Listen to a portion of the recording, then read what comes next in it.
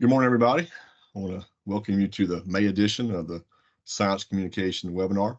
We're going to ask that you keep your cameras off and your mics muted during this. We are recording this presentation. If you have some questions, please drop those in the chat anytime, and we'll try to get those answered at the end of the presentation. Today, we're happy to have Luis Zawal, Paul Thompson, and Jason Cregan with us. They'll be talking about how our agency provides recreational opportunities to people with disabilities. So Luis, let you take it away. Right. Thank you, Ben. Good morning, everyone. My name is Luis, and I'm the ADA and Community Engagement Coordinator for the agency. Today, we're going to talk about accessible recreation opportunities for individuals with disabilities. That's the first portion of my title.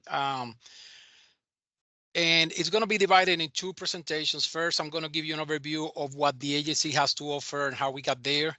Then our staff at the mountains, for land and water access, Paul and Jason, they're going to talk about how they make these things happen and some of the challenges that we faced when they do this and so on. So, all right.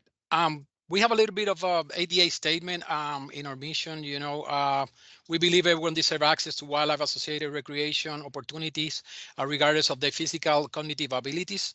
And our goal is basically to eliminate any barrier, all structural or systematic barriers that hinder people from these opportunities to participate in wildlife-based recreation. So that being said, this is a summary of what we have right now for in terms of opportunities for individuals with disabilities. And we're going to go more specific into each of these throughout this presentation.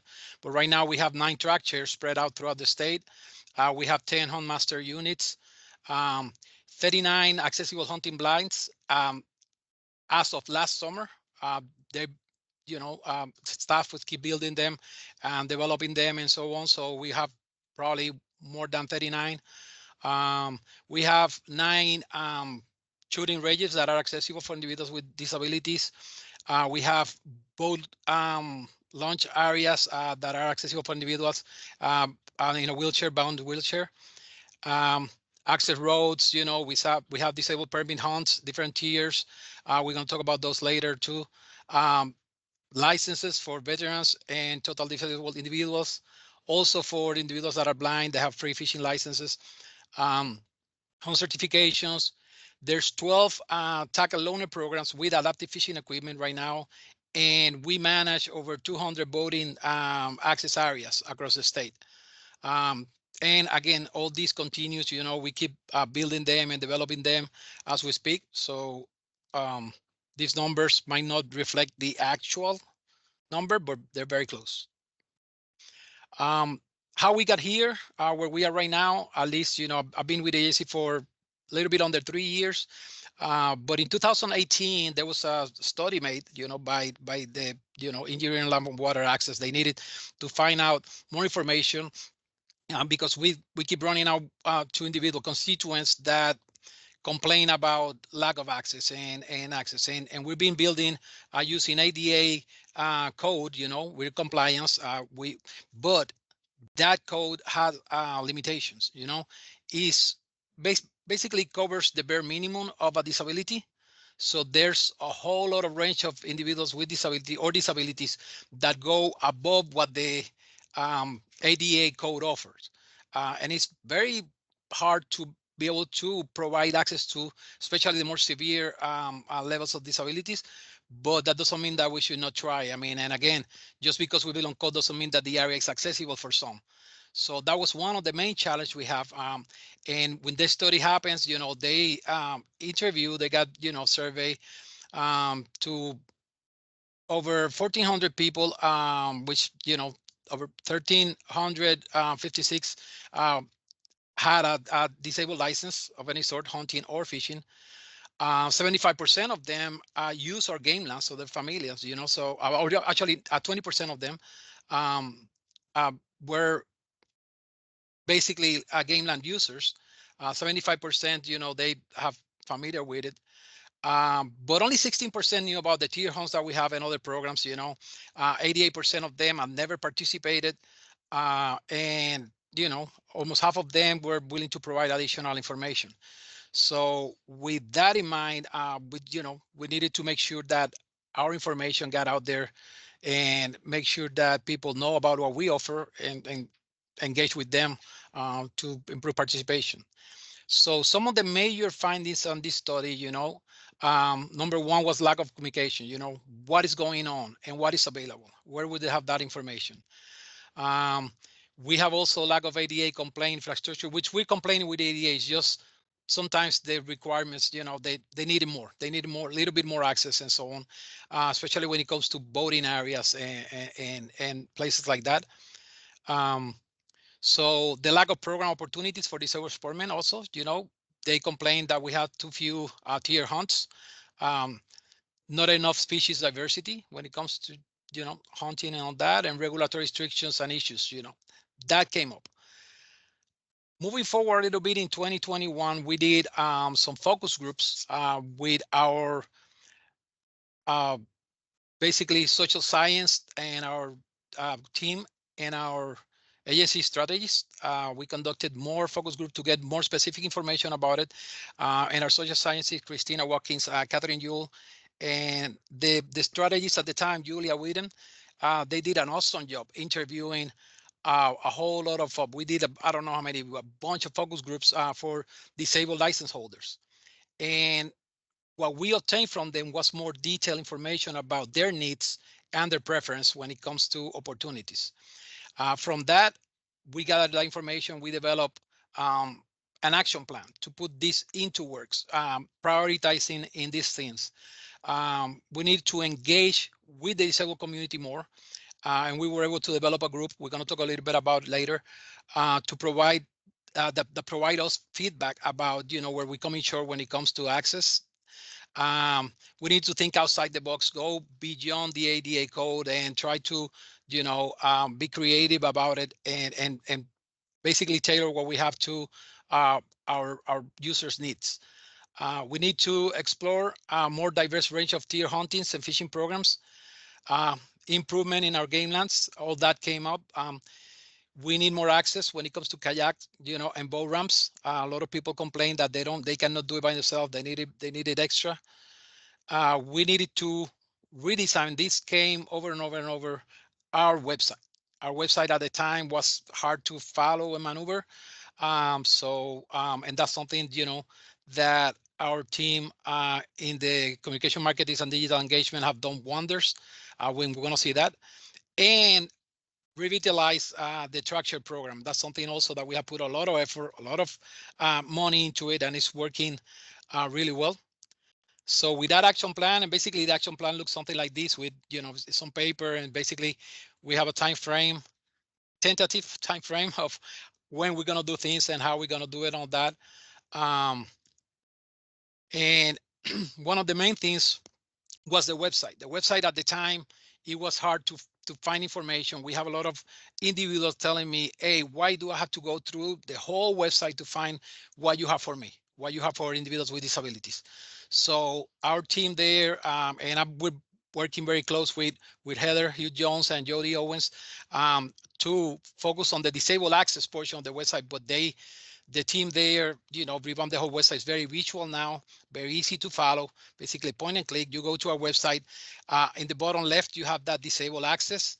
When you click there, it will take you to this page, something like this. Again, very visual. These icons here that represent all the areas that we have for individuals with disabilities or access areas. The focus group individuals help us select them. We provide them with an array of icons, for game lands. We have this many options, for fishing opportunities, and they like this the most. They feel that this represents them the better.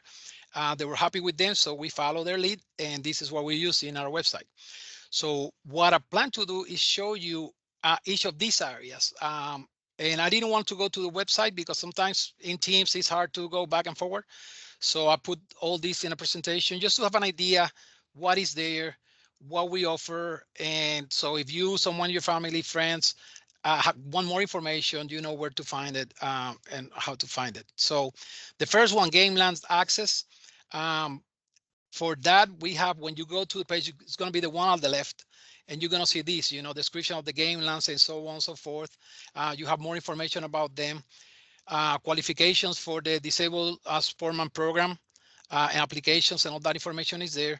And then you find a list of these links right here. These are all Gamelands that have accessible hunting blinds. And at the time when I started here, we have only a list, and then I took it upon myself to go a couple of summers ago, and I keep going each summer to document each individual blind, take some pictures, measurements, and so on. That way, if someone decides to use one of these blinds, they can go to a website, click, and have an idea what they're going to see, what to expect. And every summer, and this summer I will go again because we will have new blinds that I need to document and put the location there, so folks can find them, and also inspect the other ones. Make sure that nothing happens. Sometimes the weather, sometimes vandalism. Sometimes, I mean, I know our staff in these Gamelands, you know, they have a whole lot of work to do, plus keeping, you know, these blinds in shape. But if you click one, for example, it will take you, for example, this is PD River blind. It will take you here, will tell you the measurements, the coordinates, so you can find it with no problems. Then what it looks like, you know, the inside, the outside, what you see, more or less. This is the bottom right, is what you see from the blind. So if you decide to go for deer hunting, more or less you see, oh, what area you have. And people are very happy with this, you know, provide a whole lot more information about what to expect. Then we move to the Huntmaster units. These are basically electric blinds. You basically go in your own wheelchair and they lift you 20 feet in the air. We have 10 of these units all over the state in Gamelands. Mostly you can reserve one for events and so on. Our staff at the depots, you know, will have more information about them, how they're being used. But we have them available. They're also fairly popular. Moving along, tuning ranges. This is something that we they, you know, have done a really good job on having them accessible, and some of them are amazing. I mean, if you're gonna been to one, I encourage you to go and see one. So here show you where we have them throughout the states. You link the links here take you to each of the facilities. This one is, for example, Lens shooting complex. You have all the information, the rules, the dates, when it's open, when, if you need to, you know, calendar. Some of them, the one in Wake County, you can reserve a lane. It's an indoor one. So reservation link is going to be there too. For this one, you have a map of the area, which is very helpful. Some of the other ones have just pictures and so on, but there's a lot of information there. Also, we're trying to provide as much out there so people will have an idea what to expect before going. We don't want surprises like, oh, this is it, you know. So hunting opportunities. I think our you know guys at the mountains are going to talk a little bit about the tier hunts that we offer and disabled hunts and all that. They're the ones that make this happen. Here, I'm just in charge of having the information there and letting people know about them. But they're the ones basically putting the work and the sweat into doing this. So kudos to them. I mean, they deserve a lot of credit and recognition for this. So we have, you know, the hunting blinds, the Sportsman hunt certifications, you know, and then the permit hunts, the tiers. They're going to explain a little bit more how each of those work. Accessible fishing opportunities. Basically, there's a map that you go there. You have a whole lot of them that tell you their location and where they are. And many of them are ADA compliant. We have the Tackle Loaner program, which people can go and request equipment for free. It's like a library card. They give you a card and you know, check out a rod and equipment on that, go fishing, then you return them. And some of these sites have adaptive fishing equipment. Someone needs help with grabbing the, you know, with the grabbing of the rod or the reel on that, you know, we provide that too. So again, this is expanding as we speak. There's more and more areas that have these programs, or they partner with us in order to run these programs. The Angler engagement coordinator, Matt, he's, in charge of this, and he can provide way more information than me. I think when you click here, Tackle Learning Program, they might go to him and you find his contact information. Fishing opportunities, that are accessible here, or when you click there, I'm sorry, you get these links, and these are the ones that have adaptive fishing equipment. And you want more information about each of them, you click on the blue links and it takes you there. In the bottom, you have a little bit of some pictures about the equipment, how it works, and it helps you again to grab the reel, the rods. I mean, sometimes we do events with people with like non-common, blind people, disabilities. We did an event with them, and we had to order a whole bunch of these bells to put in the rods. That way they can do it by themselves. I mean, we teach them how to do it, and we leave them to for them to do the thing. It was really successful. Hopefully we will engage with a group like that again. But then we move to our disabled license area. So you click here and it tells you, the license that you can buy or obtain based on your disability. More information about them. We have them in PDF. That way individuals can download this information. And we have the combination, the hunting and fishing license for total disabled individuals. I'm sorry. Lifetime hunting fishing license for residents, for veterans. And then the, legally blind unified coastal recreation fishing license. This is free for individuals that qualify as legally blind. So there's paperwork that needs to be submitted, information on that. All that information is more detailed there. I'm not going to go through everything because we don't have the time. I wish we do, but track shares, this is a big program that we have put a whole lot of time and effort into it.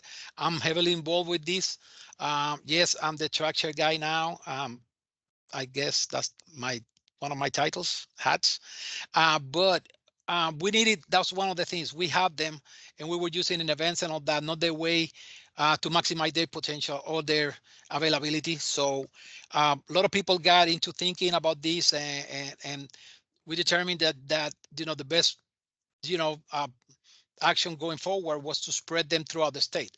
So we only have 9 of them, but we have 3 in the mountains, 3 in the Piedmont, 3 in the coast, in different depots, and people can reserve one up 6 days at a time, free of cost, and they can basically take them wherever they choose to take them within the state. So it provides a whole lot of access, a whole lot of accessibility to individuals with other states that have them. Tell them, okay, we have them here, first come, first serve. So I like our approach, that we don't tell them where they have to recreate with the chair. They can choose their area. Private landowners, they can use it in their land, and so on and so forth. Again, our team in communication, marketing, detail engagement have done wonders. And the main person here, is Heather. She put this reservation page together.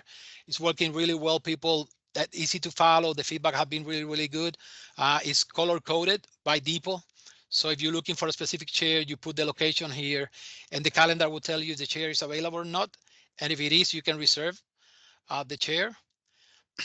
The way we choose this location, these chairs, we put every single disabled license holder into a GIS. We took out their addresses. There were over 65,000 individuals, and every single pink dot there is an address, is someone living with a disability. So we did, and these are our depots that we have here. So the black ones, the black names are the ones that have the chair. And we did it based on cluster analysis. I mean, hotspot analysis, where we have more. That way, the availability will reach more people. There's some areas that still should deserve a chair. I don't know if in the future we will be able to find another, or conduct another donation campaign to get a few more, because there's some people living within an hour and a half, 2 hours of a chair, but most of them are right now within an hour, which is not ideal, but not bad either. The chairs, this is the brochure that you get that we're putting there. We're going to a whole lot of events, especially events for people that don't know a whole lot about our agency. The Department of Health and Human Services are putting, adaptive equipment expos throughout the state. So we're, going to those and advertise our programs. And the information is there, QR code to reserve them. My information there, the ADA coordinator email is there. The chair itself, and if you're not familiar with the chair, here it is, will come in this trailer. You should be able to have a vehicle to pull this trailer. And that's another thing that with help of the Department of or Division, Education Division, the purchase of these trailers and the wrapping, all that, we took pictures of constituents that are disabled and put them there. So the trailer advertised the program, and, and then it's easier to carry. You can put the chair inside, you can zero turn inside and face backward, ready to use, and so on. So it's picking up, spectacularly. There's a whole lot of areas that especially areas where we have largest city next to it that are the chairs are on demand. So hopefully we'll continue and we will keep promoting them. Moving to voting access. When you go here, you have some areas here. Again, there's an interactive voting access area locator. You click there, you go to a big map and tell you a bunch. You see the whole state with all the voting access areas that we have, and you can filter them by the ones that are ADA compliant. If you're in need of those. So to get more information, which one is closer to you, or if you're going to travel somewhere in the state, which one's going to be there. So I would like to put more pictures attached to them, but there's just too many. It's over 200. So that's a big task. But you have a little bit of idea. This is what the engineering guys have done in the past, in our land and water access people. Here we have a lift from dock to boat. Someone in a wheelchair can go here, can attach himself to the lift, lift himself, and then move himself to position him or her on top of the boat, and then lower her, and then you'll be at your boat, ready to go and go boating or fishing, all that with minimal help. Provide a whole lot of access opportunities. Otherwise, someone in a wheelchair, it's very, very difficult to go from the dock to the boat. Also, we have installed, and when I say we, is engineering and land and water access, installs this accessible kayak access, individuals here, and revamp the whole, boat ramps. You can see there's a lot of new concrete here, not only buildings. This kayak ramp have a rail. So basically someone will, the individual will drop the kayak here and it will roll to the access area. And then this bench to the top right, you will pull out. So the person can ski on top of the kayak, get into the kayak, close the bench, and off they go to go fishing and hunt. And then, they return. Really, really helpful. A lot of good feedback about them. We keep building them and as we speak, and have more accessible areas. So at some point, I want to do the same with the disabled blinds where they are located specifically for this, and put links and all that. So that should be coming soon. Then in order to find more information out there, or where we might be coming short, or areas that we might need to improve our access, we developed something that is called the Accessibility Advisory Council. And that's another link that you will see in the page. Right now, you cannot, individuals cannot apply to it because it's like a 2-3 year rotation. But this is basically 13 individuals that are either disabled or represent the disabled community that submit their applications. We select them based on their location. We don't want to have everyone from the Piedmont. We want everyone, some people in the coast, some people in the mountains. They're going to go out, or they're already going out to our facilities, our lands, our game lands, and see, what is needed, and they try stuff, and we need to have this here, there. And some of these boat ramps that we have done and are based on recommendations. And right now they have the task to find these areas. we develop a survey. They have a survey that they can collect the information, take a picture, coordinate, and provide a detailed explanation of what is going on, what the problem is. And then they will send that to us. And also we created internal, and these are people that have no relationship with our agency, they're external, but they will submit that information to the accessibility advisory team. And the team is an internal body that basically will review other accessibility issues and discuss them and provide recommendation to our leadership. And this team is composed from one individual from each division. And I apologize if you're here, you don't want to be here, but here it is. This is the current team right now. Our chair is Christina Watkins, Jason Alex co-chair, Secretary Jordan. I'm the executive sponsor, whatever that means. I'm basically the liaison between the council and the team, the in-between person. So I contact the team, ask them to evaluate things. I contact the council, ask them to provide more information and so on. Right now we have 2 or 3 sets of surveys done. So in our next meeting, we're gonna circulate those and evaluate them and see how that works. We just started with this. We're in the trial and error phase, but I think it's working well. And that way we have a mechanism of getting feedback from the public and then address them. And if we find there's a division responsible doing the fixing or the development of areas and all that, we submit that report to the division chiefs. So more or less, this is what we have in the agency, what we have to offer for individuals with disabilities. But now I will stop my presentation here and I will let our, Paul and Jason to talk about they're in District 7 and 8, what they're doing in the mountains. This is basically, and Paul, if you want to take over and put your presentation in, basically boots on the ground. These are the folks that make this happen. All what we have here, this is the, and so they know better about what is happening. So I'm gonna just shut up right now and Paul, you can take it over. All right. Thanks, Luis. Good morning, everybody. I am Paul Thompson, the Northern Mountains Land Management Biologist. And what I want to talk to you guys about today are some of the opportunities for disabled access that we have here in the Northern Mountains and discuss some of the challenges and what we've done to kind of adapt and improve on this program. I'm going to first start off talking about some of the hunting opportunities, but before I even get into that, I kind of wanted to show you guys a brief history on how it started and where we are now. It kind of all started with one access road at Thurman Chatham, and then sometime around 2016, we created an additional access road at South Mountains Game Land. And now, as you can see, we have 3 access roads, 14 hunting blinds, and 27 permit hunt choices.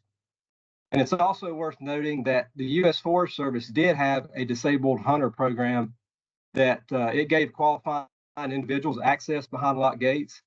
But due to some legal issues regarding discrimination, they were sued and that program was terminated. The U.S. Forest Service, they've got a great road system and a perfect opportunity to provide, some disabled access and to have that program. So that was a big hit when we lost that.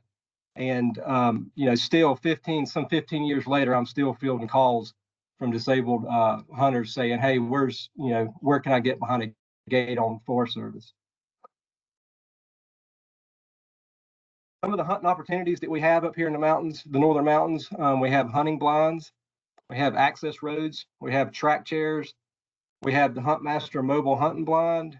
We also have tier 1, 2, and 3 permit hunts. And we also have shooting ranges. And I've got shooting ranges in there because, they do have a disabled accessible shooting bench. So here's a little snapshot of the location for all of our disabled access opportunities. As you can see, we've tried our best to spread the blinds out geographically the best that we could.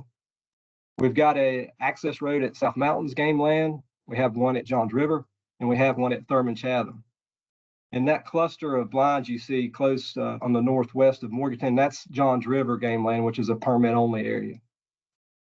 We have a Huntmaster housed at the Morganton Depot, as well as the Wilkes Depot, and Morganton also has a track chair for loaning out. We have 2 shooting ranges, one in McDowell County and one in Cleveland County. So here, this is an example of what some of our blinds might look like. Some were either built on site and some were made by the Dan River facility and then moved to their final location. Creating a blind on a site, it kind of allows us the flexibility in terms of the grade and leveling versus, a ready built blind. And they're also simple in nature by design, and they don't have a lot of moving parts that might malfunction or need repairs, like the swing up doors and or swing up windows rather, and the doors on the Dan River blinds. But the ready built blinds, they do, however, provide the hunter more protection from the elements as opposed to the more open aired alternative. Now, the one on the left, that was built on U.S. Forest Service property, and the one on the right is a Dan River blind that was placed on a concrete pad at Johns River game land. But, placing a disabled accessible blind here in the mountains, it's extremely difficult. And, there's a lot of questions that need to be answered first before we can even do it. First, will the location provide a realistic opportunity to harvest an animal? If it doesn't, then there's really no reason to proceed with trying to put something there. I think in the past, we kind of let the topography and other features kind of dictate blind placement. But now I think we're really looking at, if we have fewer blinds that offer a better quality hunt, we'd rather see that than, having just a bunch of blinds on the landscape that doesn't really provide any realistic opportunity.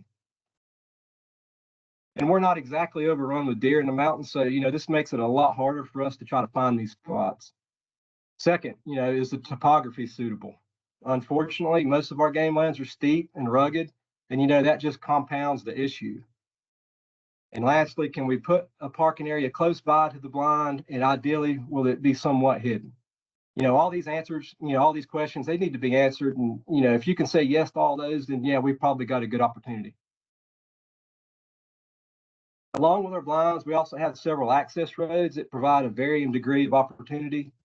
The roads that provide better opportunity are those that lead to a wildlife opening and a blind.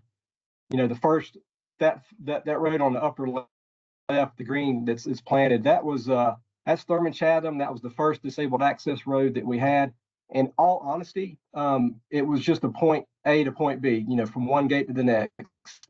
And it was steep on both sides. It really wasn't a great opportunity. So, we're straying away from just having an opportunity on paper and trying to get stuff that's, a lot more quality. I attended a disabled access forum years ago, and I actually met a young man that was, he was in an accident and now he was confined to a wheelchair. He was still active hunting and fishing, and he told me about a story that, he went off to a place that he wanted to hunt. He wanted to go behind this lock gate, and it was a perfect road to get on. It was level and long, but he could not get between the boulders. And he literally said, I just needed about 4 or 5 inches and I could have hunted all day. And so since then, we've kind of started, assessing our roads, the ones that are behind lock gates, and, thinking, hey, if these areas are suitable for disabled access, can we adjust and retrofit that gate to accommodate a wheelchair or other mobility devices?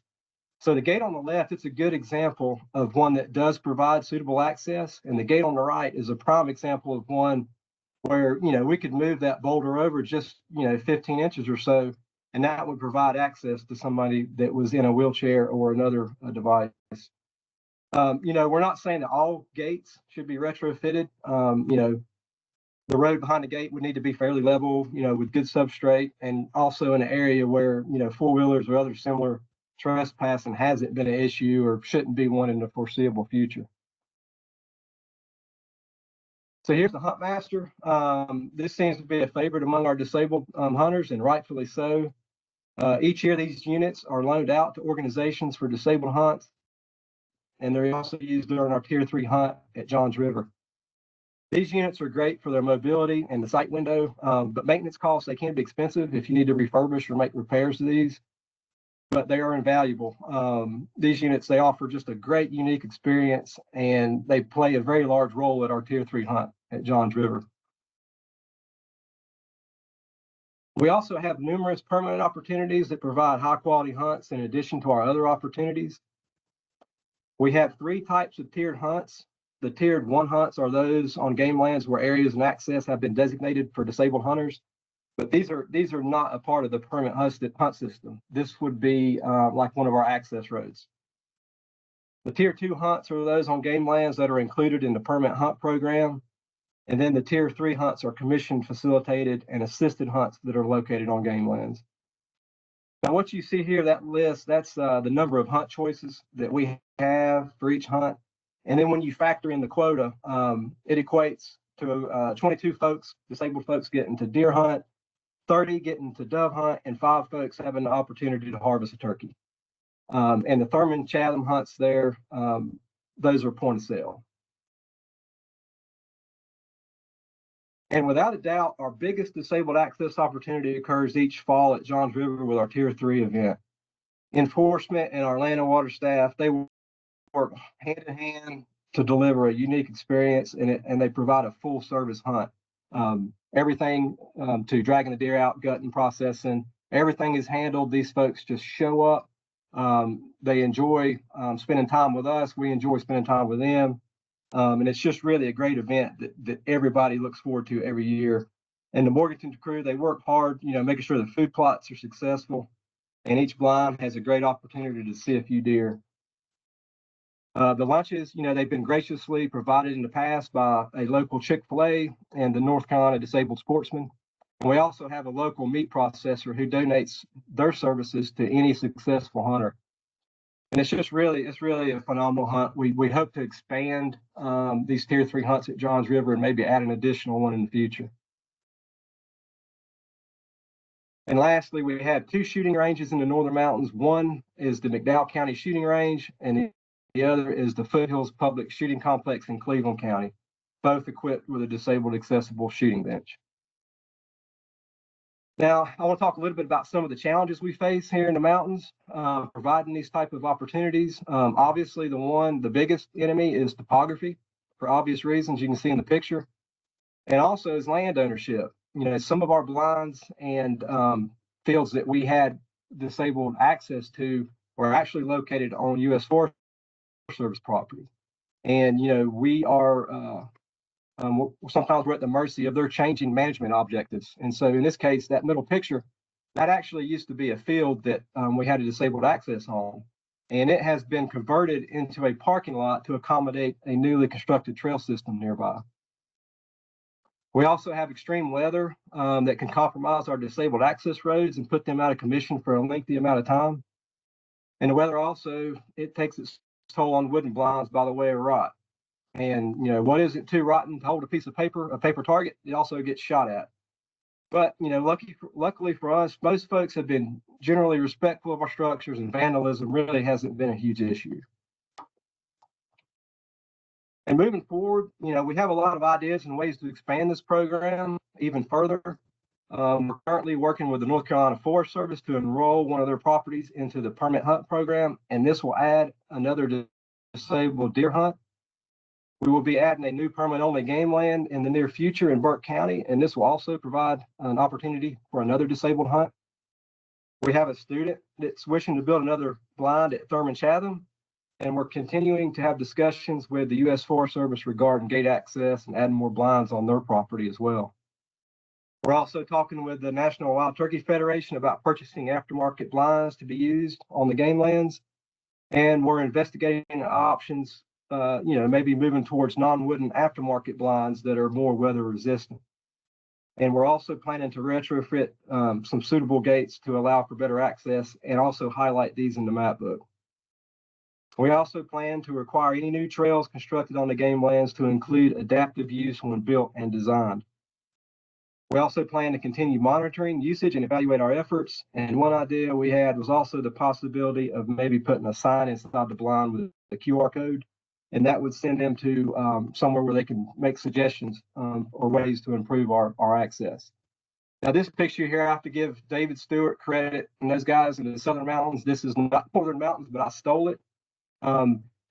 They had a camera on that blind and just to evaluate, is it being used the way it's supposed to be intended for? And if you see in that circle, that's actually a deer that this guy had shot. So, you know, at the end of the day, that picture sums it all up. That's what we're after right there. Moving on, now we also have a lot of fishing and boating opportunities here in the mountains. We have in total 47 public fishing areas, boating access areas, and fishing piers. And one type of opportunity we provide is reservoir access. These areas provide good ADA access at most boating access area ramps and include courtesy docks, ADA parking spaces, with some also having ADA fishing piers. Some may include enhanced features like a kayak launch with a lift assist and lifts that aid in getting people in and out of boats. And fisheries staff continue to work with engineering staff to improve on these areas, and improvements have been focused on providing anglers with better access to deeper water and creating infrastructure that can withstand fluctuating lake levels during extreme weather events. And here's a great example of a newly constructed ADA fishing pier with kayak launch. This access area is located at Valdez Lakeside Park in Burke County. Along with reservoirs, we also have river access. These types of access areas, they're a little bit more challenging because there's a significant distance between the top of the bank and the water surface. And another challenge is flooding events that can damage steps, fixed piers, and even floating piers, because some of the larger rivers like the Yadkin may be equipped with these courtesy docks to help facilitate ADA use. And fishery staff are working with the engineering staff at these sites as well. And they're looking in the future about providing small poured concrete ramps instead of steps. And this will increase ease of use, maintenance, and better handle these flooding events. And here's a prime example of one of the many challenges faced when trying to provide and maintain riverine access. This happened at Old Highway 601 access on the Fisher River in Surry County. And the picture, if you see on the right, that was taken just 3 days later after a major flood event. Moving on, we have trout stream access, which it comes with its own host of challenges, and it's probably the most difficult to provide here in the mountains. These are two examples of fishing piers that are provided over some stock trout water. One is at the East Prong Roaring River in Wilkes County, and the other one at Curtis Creek in McDowell County. And that young man you see in the right there fly fishing, he's actually the one that had an issue trying to get behind a gate to go hunting that day. So much like hunting blinds, it's very difficult to find locations for access that can meet ADA grade requirements. They also need to be close to parking and at a spot in the stream that has good holding water. It's also preferred that these sites be located on hatchery supported or delayed harvest waters so that anglers will have better catch rates. And the environment typically on the trout stream is perfect for rotting wood, so maintenance will always be a constant battle, and that's if a major flood event doesn't take it out first. Some of the other challenges is just being able to provide this opportunity evenly across a very broad region. Now here is a example of a fishing pier over some trout water. This is a delayed harvest section of Wilson's Creek in Caldwell County. Now the picture on the left was taken soon after construction in 2012, and the pictures on the right were taken just 10 years later, and it shows the rotting boards, the undermined footers, and some of the repairs we made in the past, and obviously a makeshift ashtray there.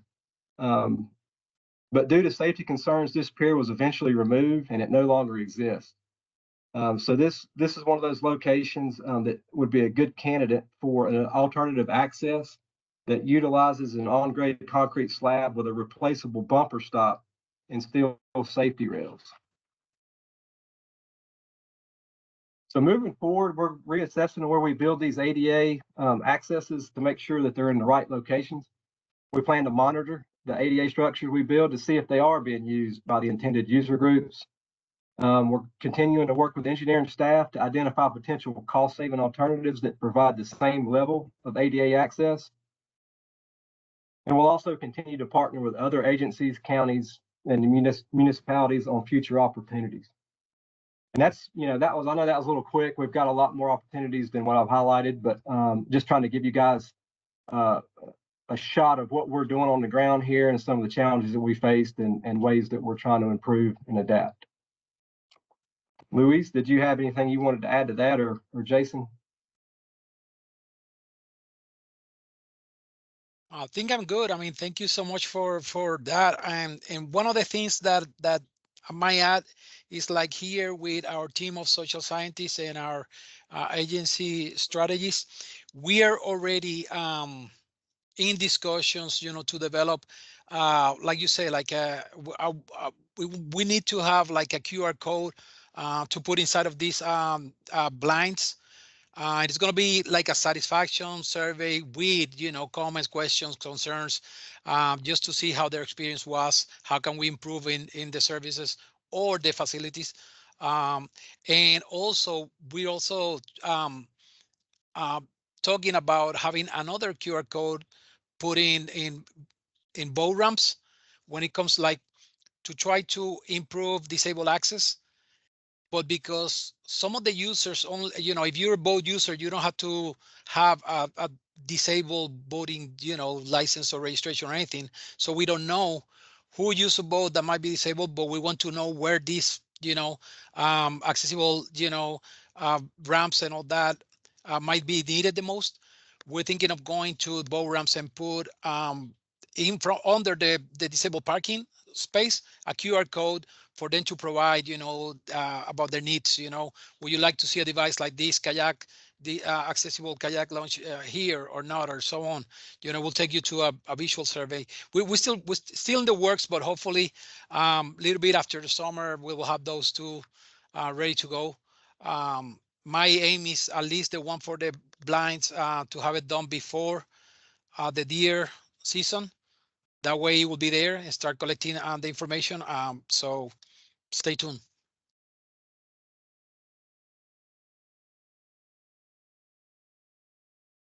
Well, thanks guys for all that good work and for sharing the presentations today. If you have anything else to add, please chime in. If you have any questions for Luis or Paul or Jason, please put those into the chat. Do have one comment from Fallon during your presentation, Luis, saying that having photos and specs on each accessible blind is an amazing resource. So we got a couple minutes if anybody has any other questions. I'll throw this one out while you guys are thinking about that. Just kind of curious if any, success stories or just, people that have experienced these, have been able to utilize these, any success stories you want to share, talking with individuals about it, or any feedback from the Accessibility Advisory Council, Luis, as far as how we're doing.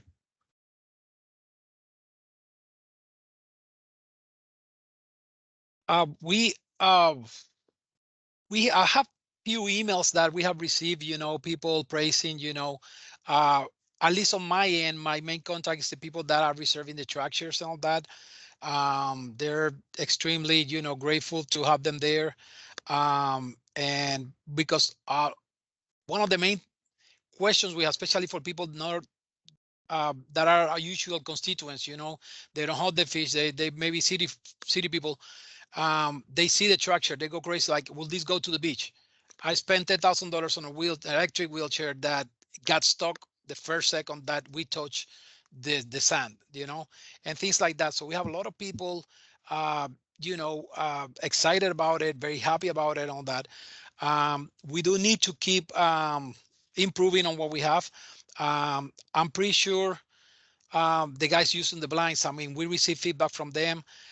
Some of the suggestion they have is, can we move the blind, like Paul was saying, sometimes the area maybe at some point was very productive, but now for some reason deer have moved, and I'm not a deer expert, I don't know a whole lot about them.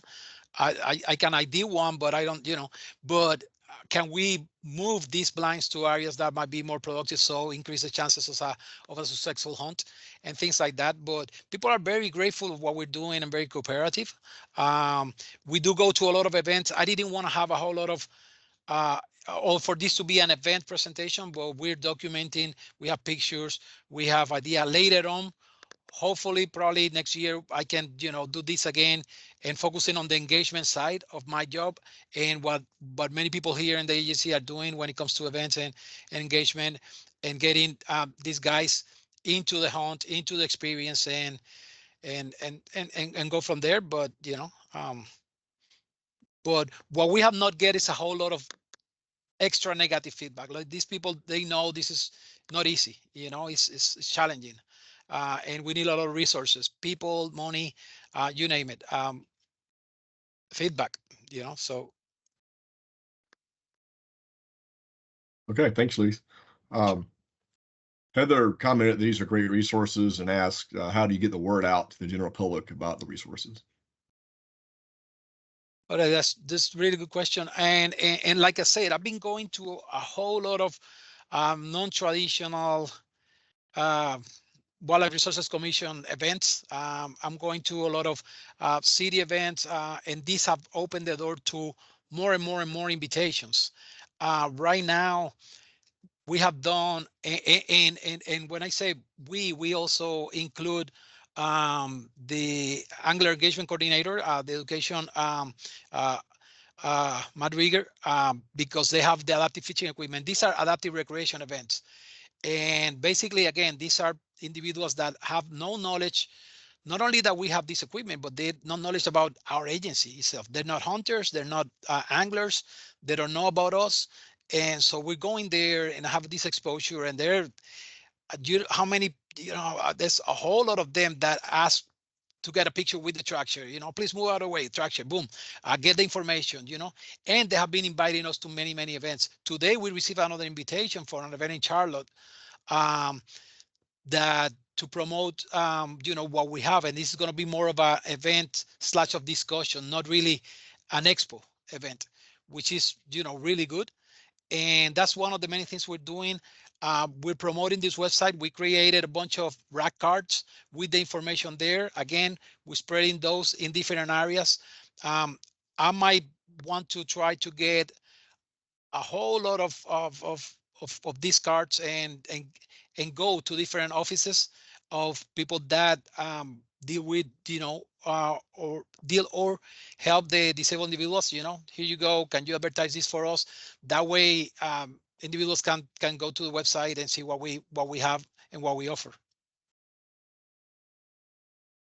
Thanks, and I see that Heather added a link to our website in the chat as well if you guys want to check that out. So I don't see any other questions or comments, so I think we'll wrap it up. Again, appreciate everybody's time and appreciate the presenters for their hard work and taking the time to do this. A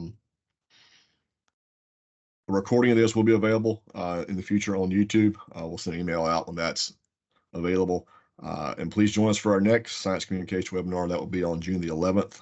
And we'll learn about Henslow sparrows in eastern North Carolina. A presentation by Emily Dasas with the co-op unit in NC State.